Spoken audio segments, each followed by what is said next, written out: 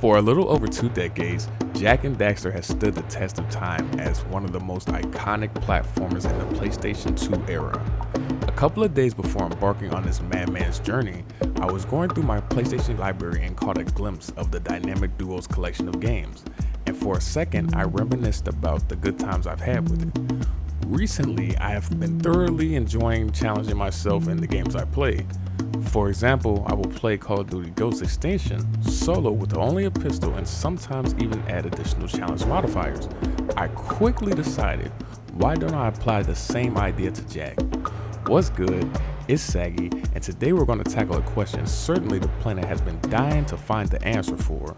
Can you complete Jak and Daxter The Precursor Legacy without jumping? Initially, I thought to myself, a platformer with no jumping? Are you insane? Now, I don't have an answer for my waning sanity, but I did begin to piece together what would be the foundation of what I was capable of doing in the game, and how I would go about it without jumping once. First off, I had to determine my mobility options. Instead of figuring out what I could do first, I decided to focus on what was forbidden beforehand. The most obvious restrictions would be that Jak can't jump, double jump, or crouch jump. Jak also has additional movement options such as rolling, roll jumping, and diving. Of these, only rolling was permitted.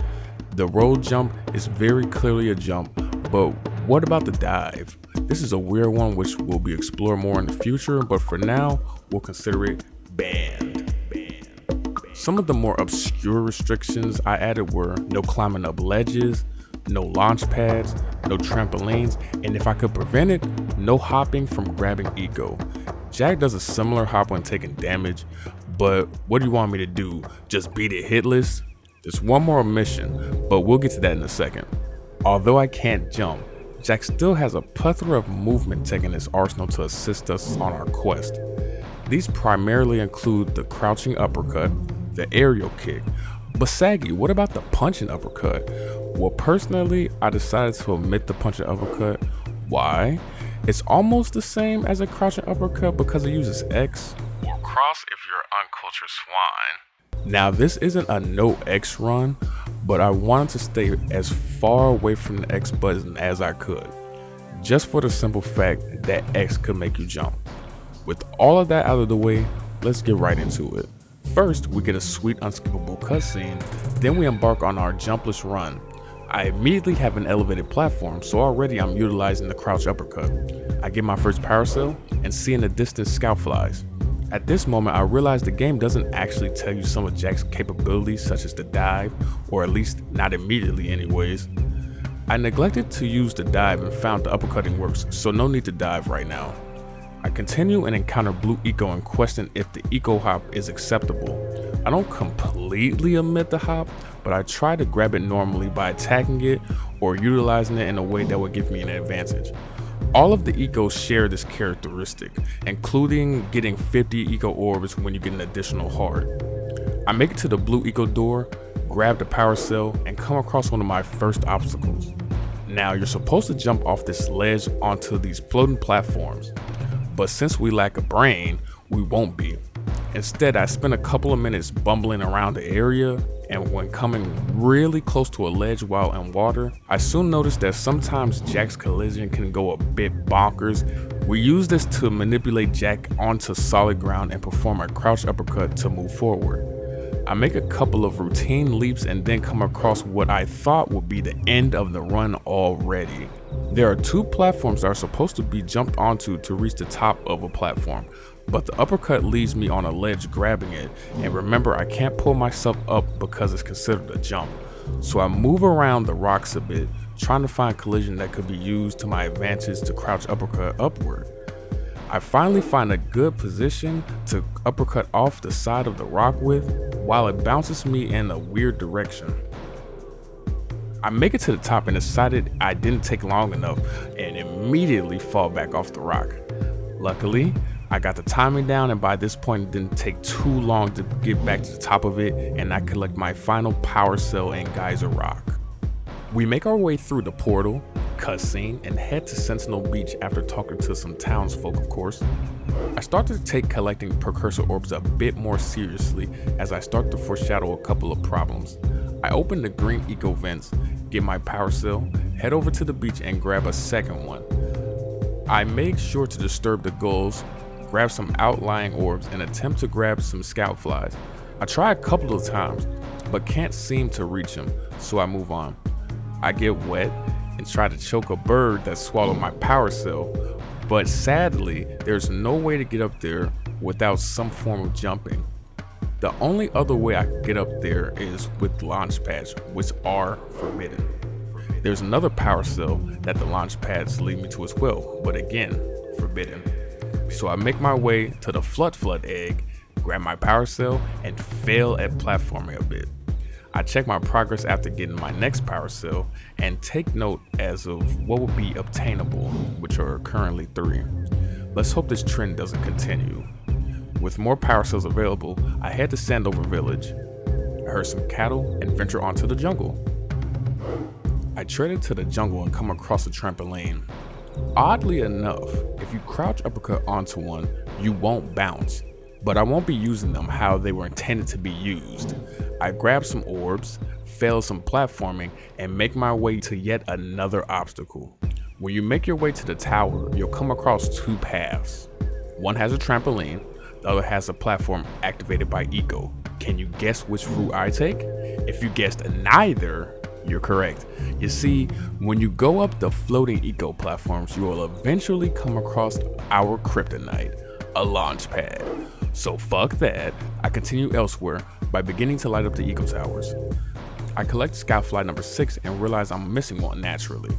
Remember the trampoline path in the tower? Yeah, there was a reason for it. I guess no 7th scout fly for me. I plan on going to Misty Island, so I play around with the fishermen. Once I'm finished, I connect the final eco tower, business as usual, and on to the next stage. On my way to the boat, I get robbed by some town folk in exchange for power cells and then head to Misty Island. I need 20 power cells to progress the game, but since we missed quite a few, to the island we go. We grab the muse after some abysmal platforming and I immediately soft lock myself. In these mud craters, you can't crouch, so I'm unable to leave this shithole. This happens a few times actually. Luckily, I can just save and load with minimal consequence. I make my way through the ruins and grab my next cell. I make it past the part that I was for sure would be annoying without jumping, but it was much easier than I imagined. The next power cell acquired, and now I'm introduced to zoomers. The zoomer, like Jak, also has the ability to jump, which we will ultimately neglect. 2 power cells are obtained here, with the gameplay being generally the same as usual. I then begin to search for scout flies I missed. I reach power cell 20, but instead of heading to Fire Canyon, I waste my time trying to get this time-restricted power cell. After admitting defeat, I head to Fire Canyon and am reminded that staying off the ground will keep me cool, but I can't jump, so I fail the first go around, and the second. I don't jump and avoid enemies because they make you hop in the air. This one is down to the wire, but with patience and a little skill, it's possible. I go back and get my last scout fly, and that does it for Fire Canyon. I enter Rock Village and I head straight for the Precursor with some cells. I get both and talk to the town, where I instantly try to get into one of the most difficult areas of the game without jumping. Well, for me at least. To access this area, you would normally jump, but under our circumstances, we have to do what is known as a boosted uppercut. To put it briefly, when Jak is standing on the ledge of a platform, you can do some shenanigans with his feet collision, which allow him to do uppercuts that shoot him farther than normal. Since I'm not a Jak master, I skip this and head to the Precursor Basin. This area is almost the same as it would be normally, except we are neglecting to jump. Naturally, this will cause me some ass pain while I try against some of these cells, and completely negate me from collecting 2 of the power cells. One of the ring challenges requires me to hop, and one is just floating in the air, also requiring me to, you guess it, hop. I circle back to the village, collect some powered cells from the townsfolk. I then proceed to fail at platforming once more and collect the final scout fly of the area. Onto another difficult area. Up until now, most levels have been pretty lags and have only had a few missables, if any. I now present the first giant pain in my ass. I make my way through the swamp normally until I come across an obstructive pole, but I manage to damage boost past it. I then continue into the level, only to come across yet another pole, same setup with more vines. The problem here though is damage boosting past requires a little bit more work. I managed to get across by utilizing yellow eco and damage boosting, but what I would see next would absolutely crush me. I hit a roadblock which isn't traversable, at least by conventional means. I admit defeat and make my way back to the beginning of the level. At this point I only had collected one power cell in the swamp, and I started to look through what cells I could still collect. I then remembered that I still haven't visited the lost Precursor City, the inaccessible level. I decided to spend around 20 minutes attempting to get into it, but fail miserably. This is the point where I needed to do more research in order to proceed due to my lack of knowledge. After accruing more knowledge, I head back to the swamp and start grinding, and yes, I mean grind. This gap is definitely where the run gets real. Huge difficulty spike. I almost get in here, but nab the ledge. I keep going and nail the leap within the next 2 minutes. You know what nailed me though? This fucking checkpoint. If I don't make this jump, I get sent back to the beginning of the level. Luckily, my gaming prowess pulled me through and I made it back shortly after.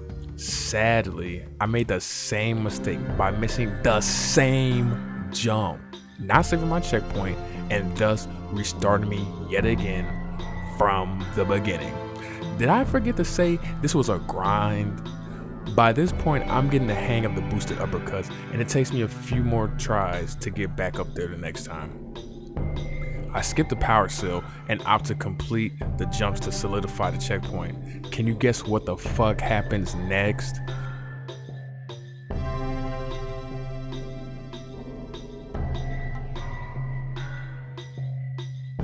Yup, back here again. Remember when I said I was getting the hang of this shit? Yeah, I proceed to take another 20 minutes to get this boosted uppercut until... There we go. Now, what I was supposed to do was after the first jump was to turn back and die from the tar, the mud, whatever this shit is. Anyways, dying this way saved the checkpoint apparently. Finally, I get my power cell. After some more platforming, we can finally start collecting power cells. I play with the farmer and nab my power cell. I keep moving forward to some surprisingly easy platforming compared to what I just went through into my next cell. What I didn't realize is that this area that I'm at, I'm pretty sure loops back to the area that I couldn't traverse beforehand. What does this mean? Well, I've essentially gone through the level in its entirety, effectively meaning no more power cells under my current crushes. The rest of the cells and scout flies are locked behind launch pads. Great, now I get to run back through this wondrous level with no jumping. It's not even that difficult to be honest, it's just really tedious. With that out of the way, I head back to finish the Precursor Basin. Nothing too spectacular here again, just collecting power cells. A couple notable power cells that were missed are the ring challenge and this one off this cliff, all because I can't hop. This is it for the basin, so it's on to the next venture. Due to my lack of power cells and my inability to enter the lost Precursor City, I need to backtrack a bit for some cells. I make my way to the Precursor statue in Sandover Village, but I don't have enough orbs to get both, which is a shame because of how long it took me to get over there with all these boosted uppercuts. I head to the Forbidden Forest where I have one of the first adjustments in the run in terms of what I'm capable of doing. Well, two, depending on how you look at it, whatever. I'm talking about diving and trampolines. So if you remember, I banned trampolines. The primary reason was that I felt like it's still a form of jumping, more technically speaking, because he uses his leg in a jumping fashion. And yes, that is a valid reason, don't at me. What does this have to do with anything though? Well, you might remember me mentioning that the dive is a weird addition to the arsenal. Well, this is one of those things that makes it so, for the run at least. So uppercutting onto a trampoline allows you to stand onto it, which isn't necessarily helpful, but you know an alternate way of activating it? Why yes, by diving onto it. This way, he uses his head to elevate himself and not his legs, thus not making the jump. Don't argue with me, argue with your mama. I get my cell, collect the cell I missed, and head to the next area. I start to weigh my options as of which is more feasible, collecting cells or orbs to proceed. I prioritize cells, but still visit some of the previous levels to get any of the orbs that I feel like I missed. At Sentinel Beach, I was unable to grab the remaining scout flies and nab a cell. Next is Misty Island. All I needed was this one power cell that was giving me trouble earlier, but my gaming prowess was greater. I make my way back via boat and come across the next alteration to the run I needed to make. At this point, I'm running out of options. Remember the dive? Remember how at the beginning of the video I labeled it as a weird action? Well, the dive has an extended version that allows Jak to launch higher into the air. I didn't outright say it here, but I banned it for the fact that it uses the X button. And yes, we all know that action is associated with jumping. Considering that this is a personal restriction rather than a logical one, I opt to lift the omission of the extended dive. It does make me feel better though, that the controls consider it an attack even with the extension, so that helps. With my newfound ability, I get the last scout fly for Sandover Village, and I get another cell and decide it's time to take on Claw. Should be interesting. Talk to Bay, and make my way up to the hillside, which to my knowledge isn't possible without the extended dive, might I add. Anywho, this is a moment I had been anticipating considering the nature of the battle. As you could expect, the antagonist of this conflict isn't really Claw, but the platforming. First try I get close and fumble the attempt. Second try goes great. So great in fact that I believe the boss battle was still going. I get my power cell and keep it moving. Well, not really. I check Twitch for 2 seconds and manage to fail the zoomer section automatically. I get 2 power cells from this part and continue my journey. I enter the area and talk to the big bads and grab a power cell from the miners because I can afford one. I get the scout fly cell and enter the spider cave. Ew. I was expecting this level to be a headache, but in all honesty, it's more annoying than difficult. With all the moving platforms and jumping to traverse, this level becomes a chore, if anything else. Sadly, and yet again, I have to miss cells due to my no jumping limitation. There are definitely sections I believe would be a pain, but just weren't. But we'll be back. Now, onto one of my favorite levels with one of the best soundtracks in the game, an absolute banger.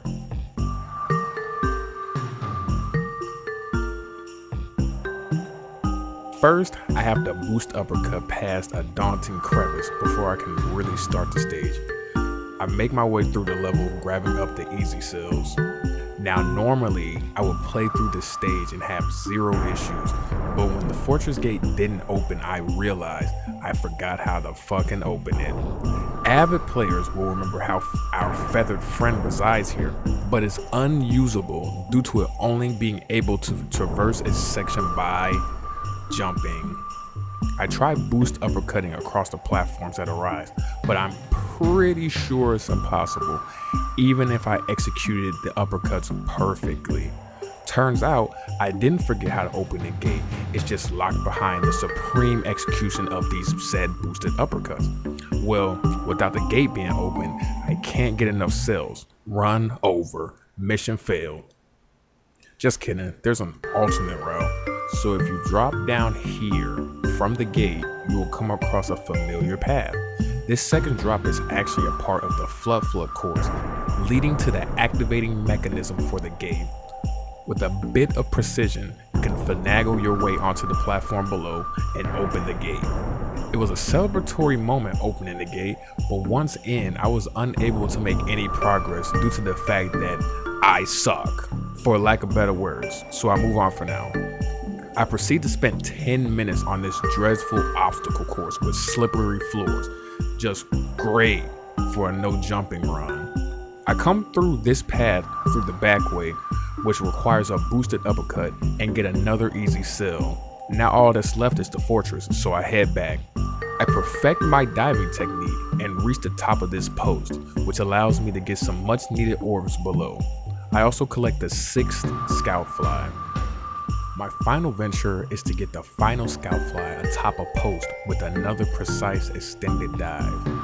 Luckily, I nailed the dive within a timely manner and get the next scout fly and cell. There's one more power cell left, but as far as I can see, it's impossible to get it with my current limitations. I head back to the miners for some easy power cells, exhausting my precursor orbs 20 under the needed amount to get another from the precursor statue. Damn it. I head through the mountain pass to get this power cell now accessible from me activating the yellow eco in the snowy mountain. I take a moment to grasp my current situation.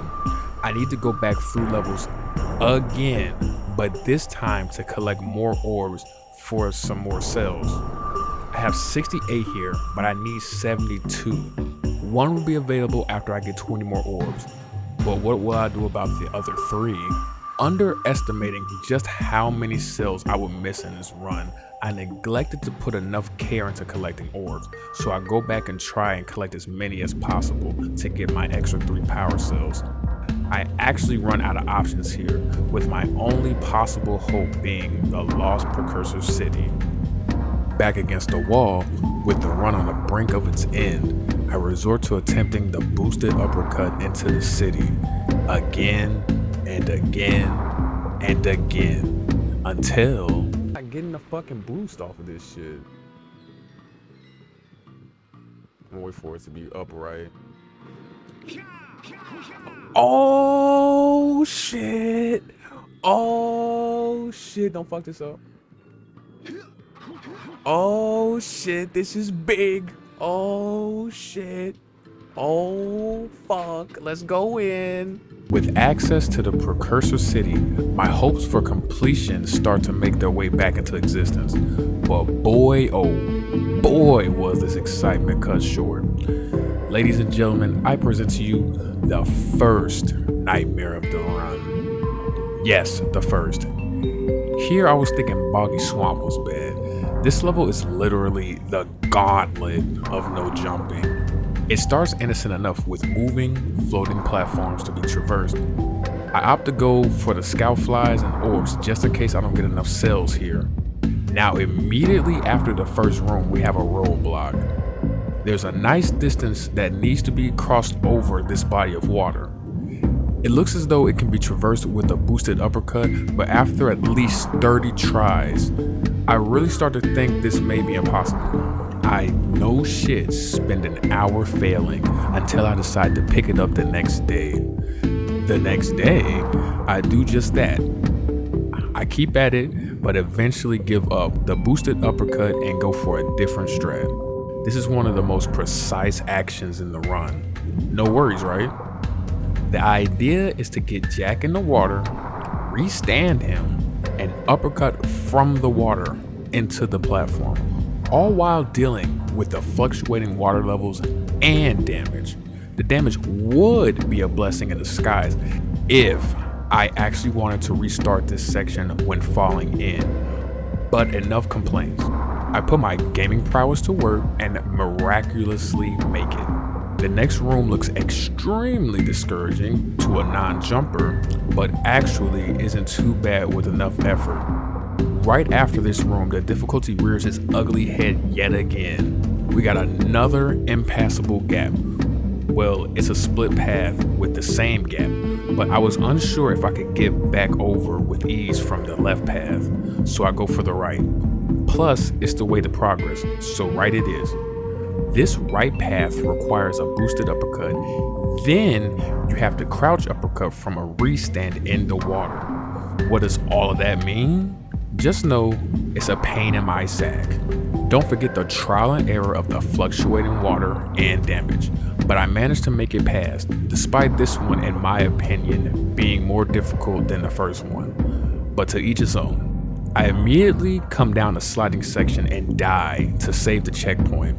I go for the power cell, but the path to the cell is actually pretty tricky and requires some tight timing and rolling into crouching uppercuts for mobility, because of course, this is time. But fuck that, I get the cell anyway and keep moving forward. Despite its difficulty and my lack of ability to convey just how difficult this can get, I actually thoroughly enjoyed this level without jumping. To be honest, it really started to make me appreciate this run. This entire time, I've been challenged to conjure jumping alternatives to proceed through the game, but it's at this level where I look back on how fun it all was. But enough banter. I come down the sliding part and need to activate these mechanisms to leave. Now I would proceed, but there is a third pit of water at this point. I'm thinking, fuck that. I got enough cells so I can get the fuck out of here. There's a jump pad right at the beginning of the dark eco room anyway, so if I wanted to go to that room, I would have to turn around regardless. So I emerge from the depths and I get my cell. With enough power cells at this point, I make my way to the lava tube, and it's the most underwhelming of the 3 zoomer sections. I don't even get close to combusting, even without the hop. Now that we're past most of the game, it's time to enter the final gauntlet and also to address the elephant in the room. Up until now, I've conquered obstacle after obstacle, but it's at this point where the run takes a turn for the worse. So there are 4 sages in this room that need to be rescued, each having their own trials to conquer to save them. Well, maybe not Samo so much, but you get the gist. One of these paths has fallen floors, one of these paths is just the game's interpretation of hell. But can you guess what the fucking third path has? Has not 1, not 2, not 3, but like 13 fucking jump pads over an abyss of instant death with no way to manipulate Jak over the chasm. How could I not remember this room when contemplating this run's creation? It's quite literally a fuck you yelled directly into both of my ears. You can't skip any of these in order to progress the game, so I'm between a rock and a hard place. Reluctant to do so, I traverse the room via launchpad. Instead of counting how many jumps I made, I'll just put how many sections require some. I get out of that piece of shit room to be greeted with some intense platforming bullshit. To the right, there are some spinning half-circle platforms that need to be timed. A platform below has a button that opens a singular stretch of fallen platforms. Both of these suck, but I have to keep moving forward. The falling platform path is damn near impossible, so I eventually get through by going the right path. Only after 20 minutes, of course. With the yellow sage saved, I set my crosshairs on the red sage, but on arrival, I can't manage to cross this gap. It's like you can get really close to it, but not get to the platform. So I move on to the second nightmare of the run, and arguably worse than the Precursor City. Very execution heavy, and it's back-to-back ass-clenching moments. You got your moving platforms, your boosted uppercuts, spinning platforms, extended dives, the works. After spending an hour and a half failing, I call it a day to contemplate my next course of action and my life choices. I come back for more pain, and I come up with the only solution available to me at this point. I didn't want to spend another hour trying the blue sage, so red sage it is. But remember, we can't cross this gap. The solution? Make our third and final adjustment to the run. I, without any choice that I could find, resort to permitting one last action, which is none other than a punching uppercut. Now, this was only banned because I correlate the use of the X button being just as equal to a jump as a jump. But again, this isn't a no X run, just a no jumping run. This section may not even be possible without it, so it would have been added eventually. Let's proceed, shall we? So we make our way through some of our routine rotating platforms and come upon the first challenge, the falling floors. You're supposed to jump across these as they fall, but you know what our angle is. It's actually possible to bypass this part with a well-executed boosted uppercut from the ledge into a kick, but more on that mechanic later.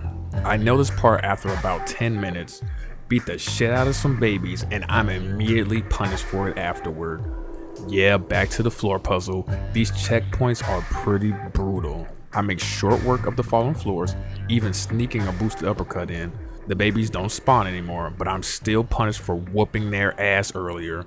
God damn it. One more time. Floors, rotating platforms, red sage.